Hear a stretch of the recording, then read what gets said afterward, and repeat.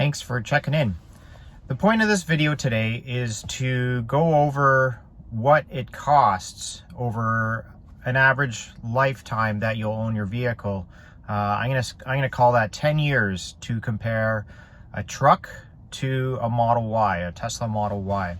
And you might be surprised at what the numbers tell you, with one caveat. So keep watching, and I'm gonna go over that quickly. I don't want to drag this out too long, but I would consider myself a truck guy. I'm a car guy, I'm a truck guy, but for 13 out of the last 15 years, I've driven a truck. I've had a Ford Ranger for 3 years, and the latest one was actually a Ford F-150. I'll show a picture of it right here. And I had that thing for 10 years. I put over 300,000 K on it. Now kilometers, you can convert that to miles if you want.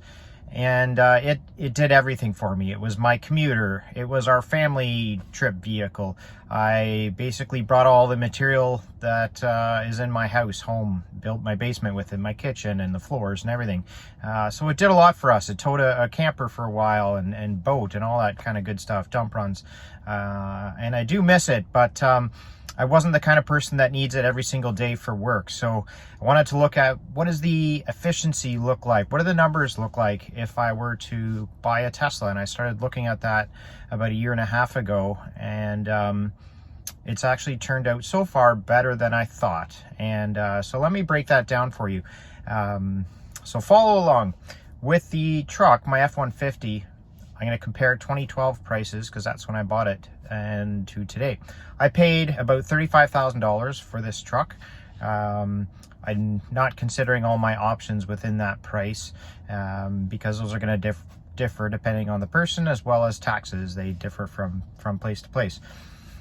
What did I spend in parts over 10 years? About 10 grand. Wear and tear items. The control arms failed on it.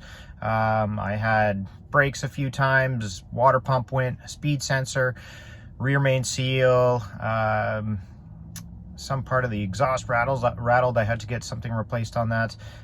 Some weird ones, and then the tires a few times, things like that. Most of the things I try to do myself, and was able to keep the cost to about $1,000 per year over the 10 years that I had the truck. Now, all right, we're only at about $45,000. That's not too bad over 10 years. I drive a lot. I put about 40,000 kilometers, give or take, 30 to 40 on my vehicle, some years less, some years more. And my price for gas over 10 years was about $50,000. That's insane. That puts me now at my 10-year cost of ownership for that truck at about $95,000 for a $35,000 truck. And because I drive a lot. Now, when I started to look at Tesla, I was like, okay, I was looking at what people spend on electricity to charge it. If you can charge at home overnight where you have cheap costs, hopefully. Base price of the vehicle when I bought it and ordered it in late 2021, it's a 22 model, about 70 grand. It's a heck of a lot of money. My charging costs last year, putting about 40,000 kilometers on this, including 2 5,000 kilometer road trips, was about $1,000. And I don't plan on doing those road trips every year. That's where supercharging really adds up. So $1,000 to go between 30 and 40,000 kilometers. So I'm averaging over 10 years. My projection is about 10 grand is what I'm allotting for my cost analysis in that. So that puts me at 80K. Now I charge overnight when the price of electricity is low. I've recently got solar as well, so that's a whole nother thing, and that will offset my costs as well, but I'm not even including that in this. Parts, I'm estimating about 4 or 5K over the 10 years. The newer Model 3s and Ys, they're built basically as a maintenance-free vehicle.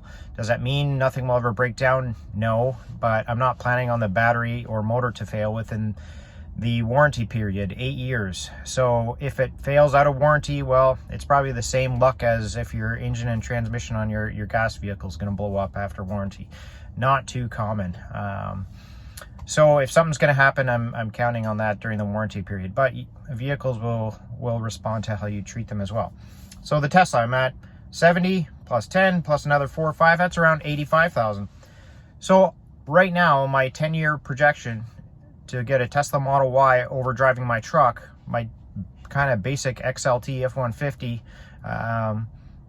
was $10,000 cheaper in favor of the Tesla. Now let's look at that for a 2023 model F-150 XLT, again in Canada.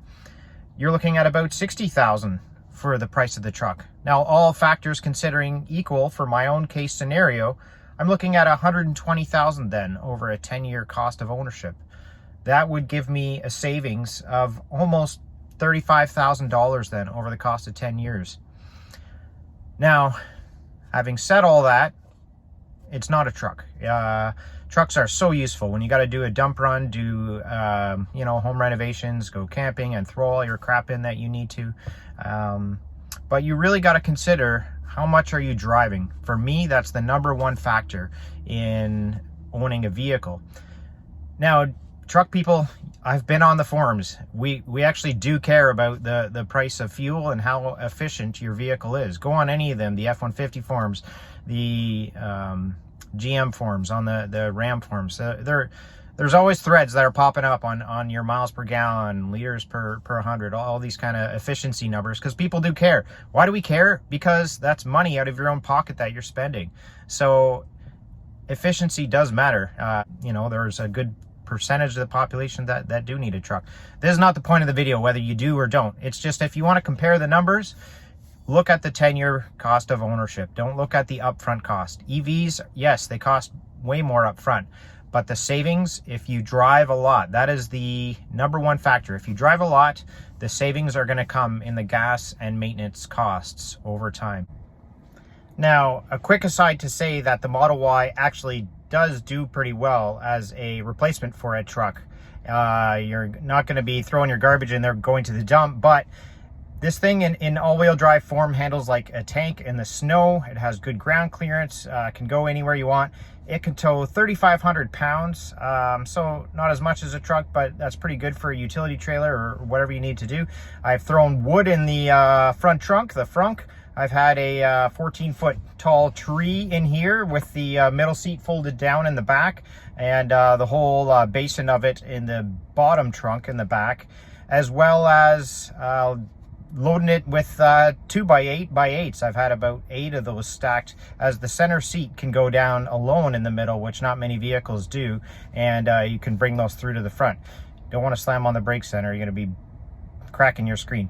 But just a quick aside to say, you know what, even though I reached for the volume knob for the first 2 months and it wasn't there, there is one on the scroll wheel and things like that. You do adjust after a while. And so if you're considering downgrading from a truck to the Model Y, you know what, you will get used to it and actually maybe like it.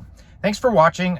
I haven't done this yet, but I'm going to throw up my code. So if you want to help a starting guy out and order a Tesla with my code, you can do that. I'll try to post the link below, and then we both benefit from that. So thanks for watching, and hey, if you want to like and subscribe, I'll appreciate that as well. Have a great day.